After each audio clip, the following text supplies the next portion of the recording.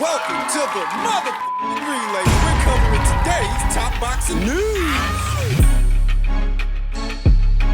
Okay, we'll start with this per tweet from Michael Benson. Terence Crawford is reportedly now a free agent. It's claimed Crawford signed a one-fight deal with Al Heyman's PBC for Errol Spence, and the scheduling window for the rematch clause has expired, meaning he is a promotional broadcasting free agent. Can we count this as another fighter that's jumping ship at the PBC? It depends on how you look at it because of what I told you. Terence was never really on that ship. The extent of his deal was all centered around an Errol Spence Jr. fight or Errol Spence Jr. fights. And even though Errol was said to have activated his rematch clause last year, doing a rematch from a fiscal perspective would have been a big gamble. In a rematch situation, it would have been Terence getting the lion's share of the pot. Most of the money. At a contracted weight of Terence's choosing, since he's the one who won the first fight. And for what? So that Errol can go back out there and get his ass kicked again? But he did have a rematch clause. He did activate it. He did, but just because he activates it doesn't mean the people who back him, the people who bankroll his fights, want to be on the hook for that one. Do they even have the money to be on the hook? To do the show and make it happen, to satisfy the financial demands of both the fighters, both Terence and Errol. Do they have the money? Whatever money, whatever resources they may have left, do they want to fritter them away on a fight that Errol, in all likelihood, would lose again? And a fight that commercially would likely bring in less money than the first fight did. The first fight was said to have brought in between 600 and 700,000 pay-per-view buys, but it was lopsided. One-way traffic. Do you think that a rematch between them would have brought in the same or more buys? No, it would have brought in less. Less pay-per-view buys, less money, more risks. Underneath it all, I don't think the PBC wanted to do that rematch. In spite of Errol activating his rematch clause, the financiers, the people who were supposed to pay to make it happen, I don't think they wanted to. Or could. So does this now mean that Terence Crawford is in the clear and free to go? And if he is free to go, where does he go? What does he do? What does he do now? There is still the off chance that Terence may do more business with the PBC to the extent that it gets him the winner of Tszyu versus Thurman for what would be the WBO junior middleweight title, a chance to become a champion at a fourth weight. There's that. There have been rumors and rumblings about mutual interest on both sides from both teams to do such a fight later on in the year, as well as Terence Crawford wanting to fight Canelo Alvarez, who has now jumped ship and he's going back to Matchroom and DAZN. Can't Terence follow him? To do what? Canelo Alvarez himself has ruled Terence Crawford out, and what could Matchroom and DAZN do for Terence? What fight could they make for Terence, given where he campaigns and where he means to? 154. On that predication, I suppose that he could go over there to the extent that he gets the winner of Kurbanov versus Madrimov. Israel Madrimov, a Matchroom fighter, a junior middleweight, who could soon see himself crowned WBA champion. On the premise that Terence is heading to 154. But on the premise that he's heading to 154, a fight with the winner of Tszyu versus Thurman has more of a profile than a fight with the winner of Kurbanov versus Madrimov. It does. Which goes back to what I just said. There's still an off chance that Terence might do a bit more business with the PBC to the extent that he faces the winner of Tszyu versus Thurman. But they don't have any money. No money to guarantee the fighters, and I hardly think in his mid-30s at this stage in his career, Terence Crawford is going to fight off the net with no guarantee. I don't think so. So then how does he fight the winner of Tszyu versus Thurman? Well, Tim Tszyu, if he wins, like most people are expecting him to,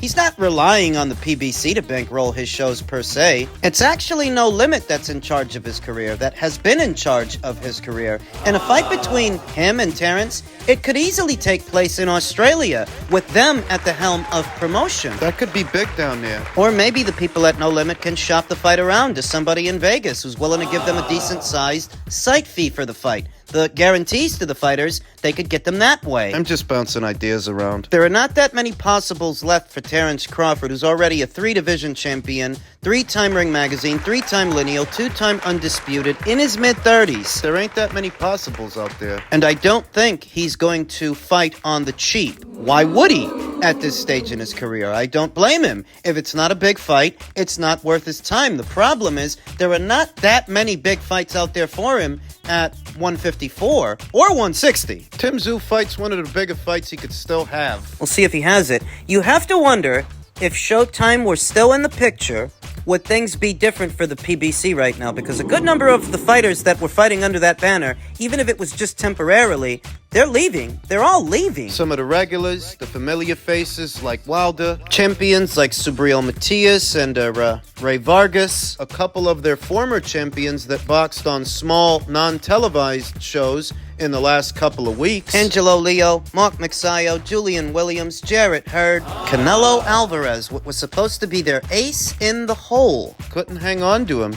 And now it feels like they have very little to hang on to Terence Crawford, that it's at Terence's discretion if he wants to do more business with these people, but he doesn't have to. He's not obligated. We'll see what he does if he doesn't retire, because that's a possibility as well. And what about Spence? What about Spence? I'm sorry to say that I don't think Errol Spence Jr., even if he doesn't retire, I don't think he has that much more to give to the sport of boxing in terms of ambition and legendary nights, legendary fights, the damage that he's done to his own body as a result of not living like a fighter, not living like a boxer. I don't think he has that much more to give to the sport of boxing, and being honest, I don't think the PBC have that much more to give to him. It's all come crashing down, piece by piece. In light of this, I would be very surprised if the PBC is still in one piece by year's end. They might not be. Canelo Alvarez has reportedly now mutually agreed to split from Al Haymon's PBC as they couldn't agree to terms for a Jermall Charlo fight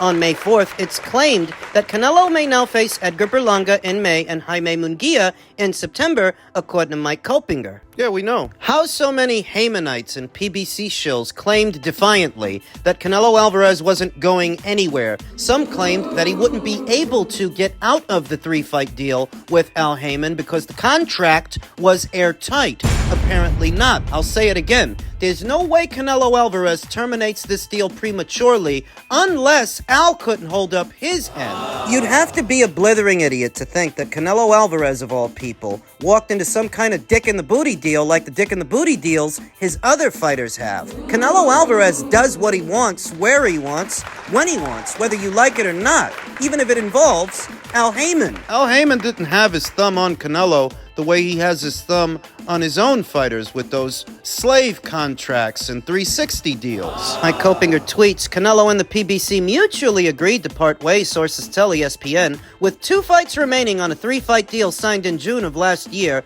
The Pact called for the star boxer to fight Jermall Charlo on May 4th. You want to pay attention to that. The Pact called for Canelo Alvarez to face Jermall specifically, on May 4th. We know that. Why is that important? Canelo Alvarez, per reports, seems to have stuck to his gun.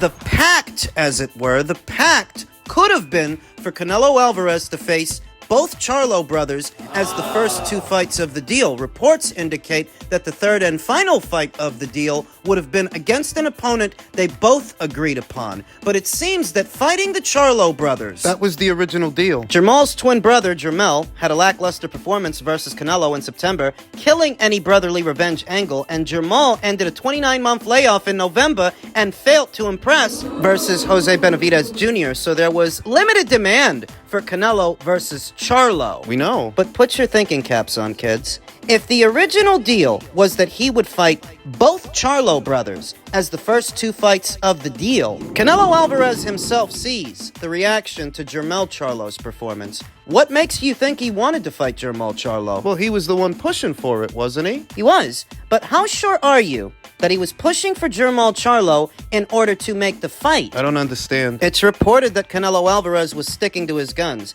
It's reported that Canelo Alvarez was the one pushing for the Jermall Charlo fight. Where I disagree with most is that while he was pushing for the Jermall Charlo fight, it wasn't so that he could fight him. It's because he saw that as a way out of the 3-fight deal. The situation changed. He goes into this deal with the PBC in the summer of last year. At that time, the broadcast partner is Showtime. He has the fight with Jermall Charlo in September, who gives a half-hearted effort. Then at year's end, it's announced that Showtime is leaving the sport of boxing. They will not be the PBC's broadcast partner anymore. How do you think all of this looks to Canelo Alvarez? Do you think he wants to stay in bed with these people while all of this is going on? For a guy who's as enterprising as Canelo Alvarez, a guy with as much business savvy as Canelo Alvarez, do you think he wants to stay in bed with the PBC after Showtime gives them the boot? He's got to be thinking to himself, how are these people going to get me my money? How are they going to get me my guarantee if Showtime's no longer in the picture? Whatever they've got going on with Amazon,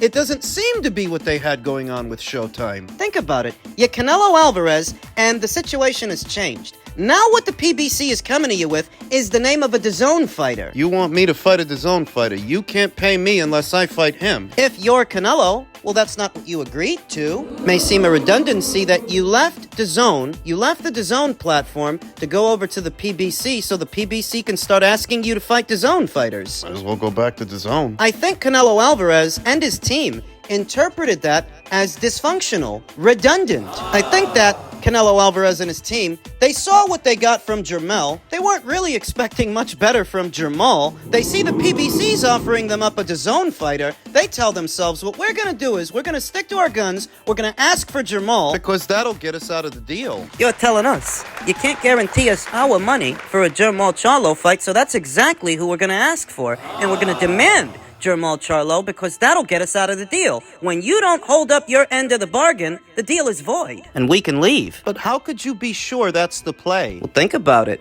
The PBC want him to fight Jaime Munguia, and he might fight him, just not on their platform. So when you see that he's demanding Charlo when they want him to fight Munguia, They can't give him his guarantee for Charlo, so he leaves. What does it say if he ends up fighting Munguia anyway on another platform? What it says is that fighting Munguia wasn't his problem. He had no problem fighting Munguia. he just wanted to get out of the deal, and he used Charlo to do it. Because he knew that was his out. You're not going to pay him to fight that guy. You'd prefer that he fight Munguia, and he'll do it. But not for you and not for your banner.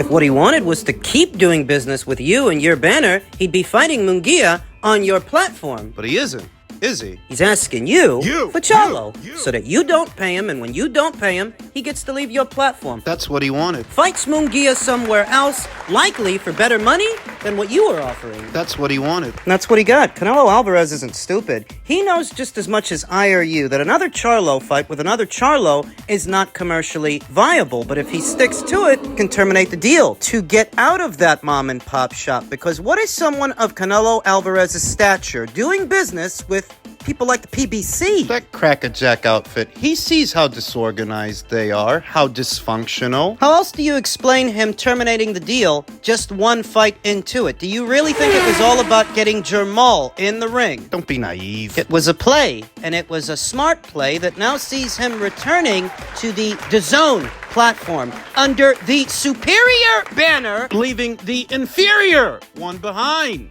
The next question is, does Canelo Alvarez returning to Matchroom and returning to DAZN mean that the David Benavidez fight is dead, that it's off the table? It can't happen. No, not necessarily. When news broke that David might be moving up to 175 in his next fight to face Gvozdyk for interim status up there via the WBC, when that news first broke, a part of it was that he'd be willing to come back down for Canelo, that he would try to become WBC interim champion at both weights, 168 and 175. The door's not closed, and Canelo never ruled him out. Remember what the deal with the PBC was. The first two fights of the deal are supposed to be against both Charlo brothers. The third fight of the deal that caps off the deal would be a fight with an opponent they both agreed upon. That opponent could have been David Benavidez. But only one fight into the deal, Showtime walks away from the sport of boxing. The PBC starts to experience money woes. Canelo sees this. Knowing that he's already signed on to fight both Charlo brothers, at the same time knowing that the fight with the other Charlo brother, it's not commercially viable. That's what fucks up the deal. Leaving the fate of Canelo versus Benavidez in limbo, though I'll tell you now, the fight's not necessarily dead just because he's leaving the platform and leaving the PBC. There still is a chance that it can happen. Just not on the PBC. They don't have any money. I don't know what you guys out there aren't understanding. They don't have any fucking money. You have to take the fight to someone who does. Yeah, maybe Samson Lukowicz ain't gonna like it, but Samson Lukowicz can't do nothing about it. The most you can do for your fighter is send him to 175 and hope for the best. Hope he can become WBC interim champion up there. Outside of that, your hands are tied. There's nothing you can do except tell tall tales to the media, play spin doctor, try to turn the fans against Canelo Alvarez, which really isn't working. It's been tried before. You don't have the numbers. He does. If you want to make this fight, you still want to try to make this fight with Canelo Alvarez,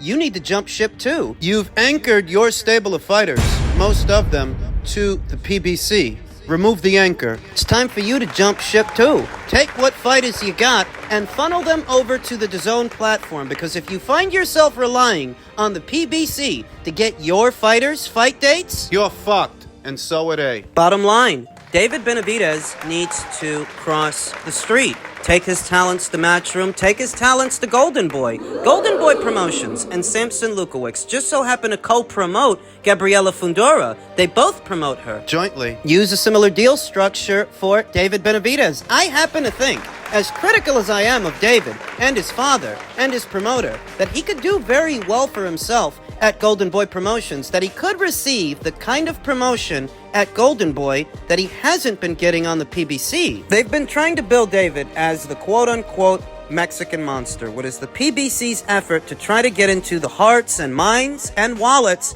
of those Chicano fight fans. But nobody has their hands on the pulse of the Chicano fight fans more than Oscar. More than Golden Boy. Biggest disconnect between Canelo Alvarez supporters and David Benavidez fans is they think the Canelo fans don't want that fight. I still want that fight, and I still believe that it can happen, but David has to change his decorum. If he stays over there, He's fucked. bottom line, the biggest disconnect between Canelo fans and Benavidez fans is for some reason the Benavidez fans have it in their head that we don't want this fight, that we don't want to see it. I'm still confident Canelo Alvarez takes David to school, and I want to witness it. I think we still can, if David and his team play their cards right. Now, they can go through with the Gvozdyk fight. They can do that. They can go up there, see if they can beat that guy, become WBC interim champions. But if the plan is to move back down for Canelo, I already thought Canelo would beat him. If he does that, he definitely beats him. He might stop him. then why would David Benavidez come back down? The money. Even if it leaves him unhealthy, even if it leaves him depleted, he'll come back down for that money. In truth, the only reason he's stayed there so long is because of that money, what he hopes to make. Why do you think this guy's been killing himself all this time to get down to 168? The money. When he talks and bullshit walks. And David will walk his ass right back down to 168 if the Canelo fight becomes available. I think it can still be available if he changes his decorum.